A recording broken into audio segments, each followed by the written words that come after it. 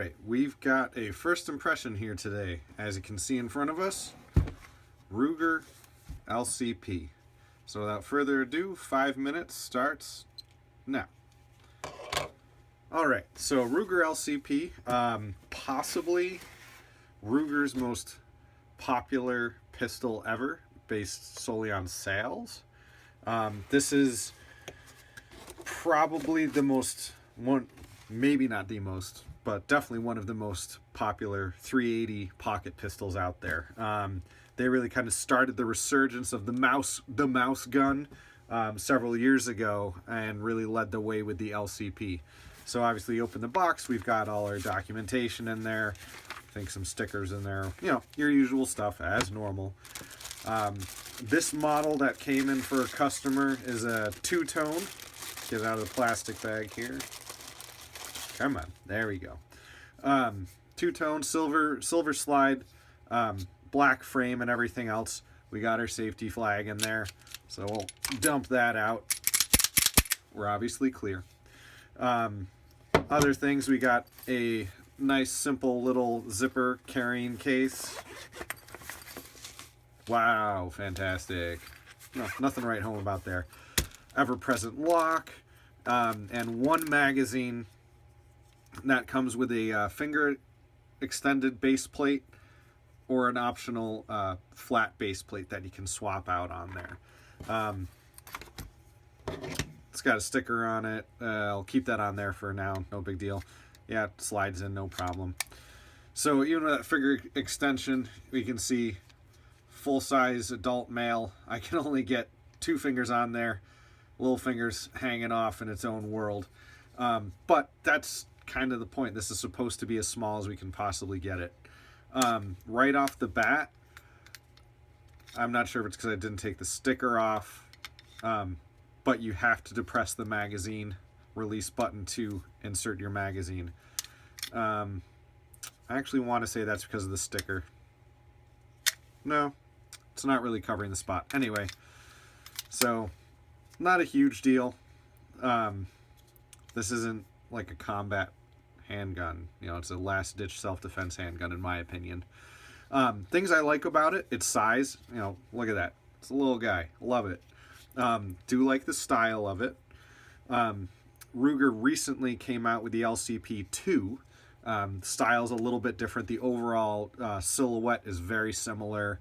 You can look that up online. Just Google LCP2 and see some updates there. So, good grip on the back for racking that slide, alternating pattern there. So you have really solid grip on there for racking that slide. The sights are what most people say are the greatest thing to be desired. They're part of the slide. So there's no drift adjustability, there's no adjustability, whatever. You can't swap them out with aftermarket sights. You can maybe paint some green or some red fluorescent paint on the end of the front sight there. But that's about it. Again, not a huge drawback in my opinion because of the purpose of this. This gun, if you're ever to actually use it in a real self-defense scenario, is probably going to be point of contact. In other words, arm's reach of the assailant or whatever, and aiming probably isn't going to be on your to-do list. It's going to be quick from the hip. You can't tell my elbow's on my hip right now, out of frame, but whatever. So let's look at the trigger pull real quick. Again, we are clear, okay?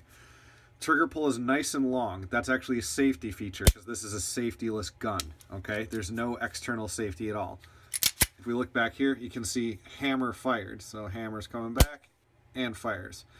However, it acts like a striker fired gun. I can't get a second strike on that. Let's say you have ammo malfunction, doesn't go off.